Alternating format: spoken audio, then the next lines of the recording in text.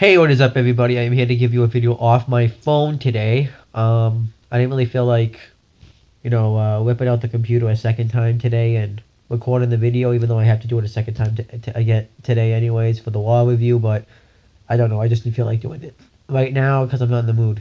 So I'm just going to give you the video off my phone, and, yeah, the quality, I understand, doesn't look the best, but I don't give a shit.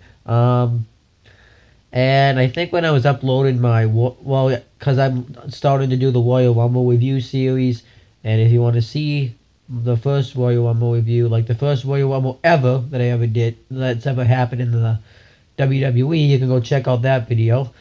Um, and, but as I was doing that, I got like a text, and, it said that Macho Man, Randy Savage, is going to be they're going to finally announce tonight that he's going to be going into the Hall of Fame. That is just awesome. And I was going to make the video earlier, but I fell asleep. But I think that's just great. And then I woke up and I'm like, I got to do the video. That's just awesome, though, because everybody, including myself, has always said that they wanted this guy in the Hall of Fame, and it kind of sucks looking at it in the hindsight that he won't be there himself to be able to induct himself into the Hall of Fame. Well, he give his speech anyways. I don't know who would induct him. I'll talk about that in a second. I'm botching because I just woke up crazy. But yeah, it sucks that he won't be there himself to give his speech or anything. This guy, I just think it's awesome that he's going into the Hall of Fame. He deserves it. I don't know why they hold off so long. Like, I think they weren't in good terms or something, but, I mean, I don't know. I don't know why they didn't just do it after he died, so, I mean, but they're finally going to put him in the Hall of Fame. I mean, Macho Man Randy Savage has accomplished a lot. I don't really know a lot about him, like, before he came to the WWF, because it was called the World Wrestling Federation at the time. I know that he beat, I think, Tito Santana for the Intercontinental Championship. And him and Ricky Steamboat, WrestleMania 3, had a great match. Like, it was actually a great match. I thought it was one of the, I don't know if it'd be one of the greatest matches I've ever saw, but I thought it was solid. I thought it was a great match. I actually do think it was, I mean, like, I think, that WrestleMania had Hogan and Andre, which everyone was like looking forward to, and then they also had Randy Savage and Ricky Steamboat, and I remember Randy Savage. I even played that match on WWE 2K14, and I saw a clip of when Randy Savage crushed Steamboat's throat with the windmill. He crossed his Lonix, I think they called it. And I think that was just great. And they had an awesome Intercontinental Championship match. I thought it was great. And Randy Savage even hit the elbow. And I think, no, Steamboat was down, but I think you would have won it there. And then he went on, I think, a year later. And this is just awesome. In a WWF Championship tournament at WrestleMania 4. I haven't seen that show yet. I do plan on watching that this year. But in a WWF Championship tournament, you have Randy Savage in there. And it was going on the whole show. And Randy Savage had beaten a bunch of other superstars. I don't really know who was in it. And you have Randy Savage. You think Hulk Hogan actually would win it because he was in the tournament. But I think him and Andre had a match. And it was a double disqualification.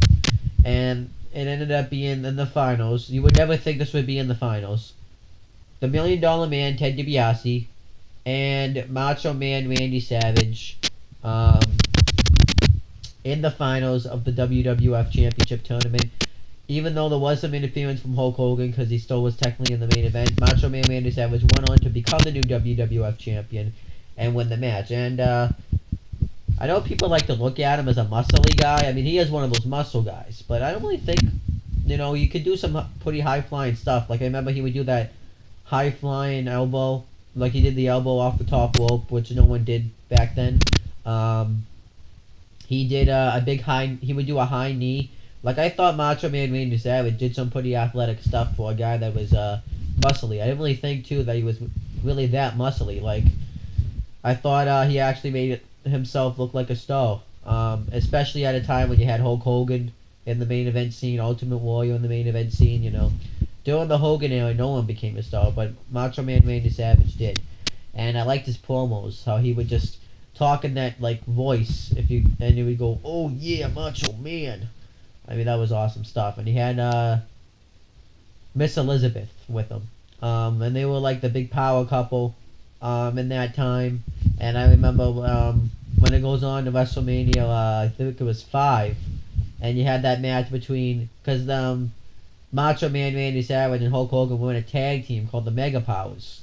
Um, and they actually ended up breaking up over to Miss Elizabeth, and even said Macho Man Randy Savage had to always save Hulk Hogan because he could never keep Miss Elizabeth safe, and I thought that was good stuff. And he thought Miss Elizabeth was behind him, and they had a. I actually didn't see the match. I played it in the video game, but I didn't see it in real life. I think I did, but I saw it so long ago that I don't remember it. I have it on DVD. I could watch it anytime I wanted to. And then WrestleMania 6, I don't even think he was there for. I don't think he was there for WrestleMania 6, but I could be wrong. I don't really know what he did. But at WrestleMania, I remember he came, when he went in the King of the Ring, he became Macho King Savage, Randy Savage, I think. And he had a feud with Ultimate Warrior, who at the time was the WWF champion. And then it ended up, it wasn't for the belt. And they had like a match of the night. It was Warrior. Well, I think it was the match of the night, anyways. I haven't seen the whole WrestleMania 7 show, but out of the main event in this match, I thought this was awesome. It was Warrior, Savage, retirement match. So whoever lost had to retire. And at the time, Savage wasn't with Miss Elizabeth. He was with, trying to remember who he was with. I know who she is, too. Sensational Sherry. She was like the queen. And he was a heel, and Miss Elizabeth was watching from the crowd. And a fantastic match. Warrior wins. But it was great. I remember Savage hit like 5 elbows in that match. You know, great stuff. And then, but yeah, then he turned face in the match because he was working the match as a heel because Miss Elizabeth had assaulted him, and then Miss Elizabeth throws her out of the ring, and they have like a big moment together, and I thought that was awesome. And I think he went on to do commentary for a little bit just to keep him on TV, and then he left commentary, and I think he was feuding with Jake the Snake Roberts afterwards, I believe, because I remember there was a match with Jake the Snake Roberts where Savage was still doing commentary, still like retired and stuff, and I remember Savage went to fight Jake the Snake Roberts, and I remember Savage, went in the ring, and he was fighting Jake the Snake. I forget what happened to him, but he got tied up in the rope somehow. And then Jake the Snake brought out his snake, Damien, and it bit Randy Savage right in the, right around this. And I just thought that was awesome. I mean, it was just awesome moment. They actually played it off really well. I think his arm was bleeding. They had to try to get the venom out. I wonder how they got it out. And then I remember him and Miss Elizabeth had a wedding. This could have been before a lot of this stuff happened. And they opened one of the wedding presents, and it was Jake the Snake Roberts' snake, Damien. And then the Undertaker came and hit him off the skull with the urn, because him and Jake the Snake were working together. I thought that was awesome. I think it was like the reception party that happened. And then Savage continued. I think won this. It was, and then at WrestleMania 8, it was Savage versus Ric Flair for the WWF Championship. I remember they had a match. I didn't see the match, but I remember they had one, and it was Savage versus Flair, and Flair was like playing mind games with Savage because he was talking about how Flair and Miss Elizabeth are like in an affair, And Savage ended up still winning the match and became the new WWF champion. I thought that was awesome stuff. I think Mr. Perfect was Ric Flair's manager too.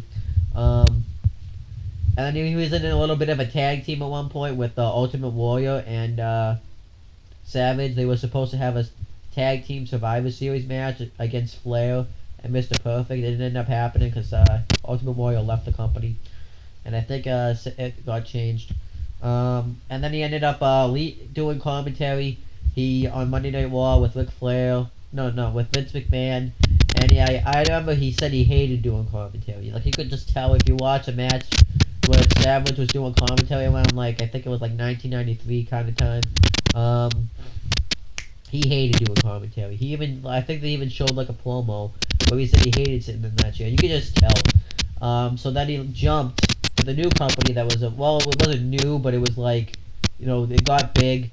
He went jump to World Championship Wrestling, WCW, and Hulk Hogan was there, and who else was there? I think Lex Luger ended up jumping there later on.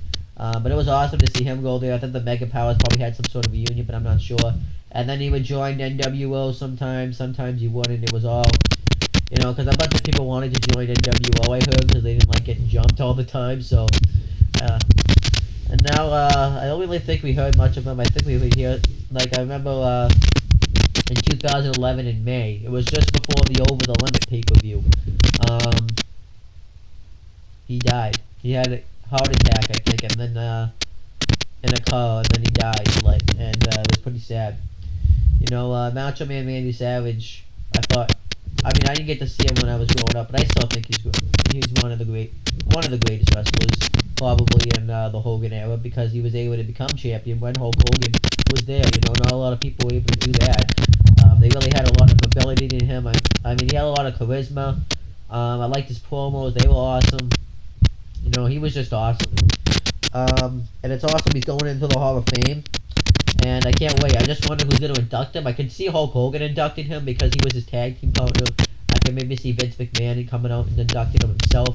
I don't really know who could induct because I don't really know who is. Maybe Snake, Jake the Snake, maybe. I don't really know. I don't really see Eric Bischoff doing it. So I'm not really sure who could induct Savage. But yeah, that's my thoughts. I think it's awesome that Randy Savage is going into the Hall of Fame. And I can't wait to see him go into the Hall of Fame. It's going to be awesome stuff. I am going to check it out. I'm probably going to be mentioning this on Raw, because I think it's announced on Raw. And hopefully they have a nice video package tonight for Raw. So this gave me want to watch Raw now tonight because Macho Man Randy Savage is going to get inducted. And I can't wait. And I'm going to tell my friends, well, I'm going to not really mention it, but I'm going to tell other people about this. Macho Man Randy Savage. You could say he was one of the great wrestlers. He had that charisma. He had everything going for him. He did have what it took to be a commentator, but he didn't want to be there. So, that's like, I think, it was understandable why he was on commentary. I know I keep talking, but I just love talking about this.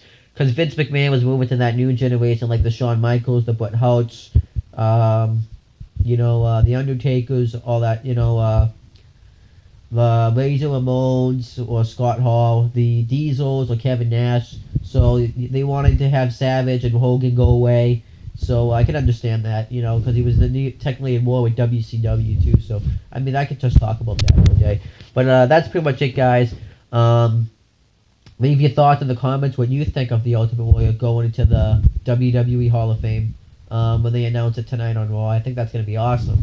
And if you want to subscribe, you can click right here on this right corner right here if it's still there. Well, obviously or if it's up there, over here, like down there. Wherever the subscribe button is, just click that button if you want to see more videos of me. If you're not subscribed to me yet, because you're going to get the greatest Raw review you're ever going to see. And then, that's about it. So that's pretty much it, guys. I want to mention, if you guys have been trying to follow me on Instagram, don't, because I deleted my Instagram. I uninstalled it because I couldn't upload any photos anymore. So I just got to make sure you guys don't follow me on Instagram because I couldn't upload any photos anymore. But that's other than that, that's pretty much it, guys. See you later.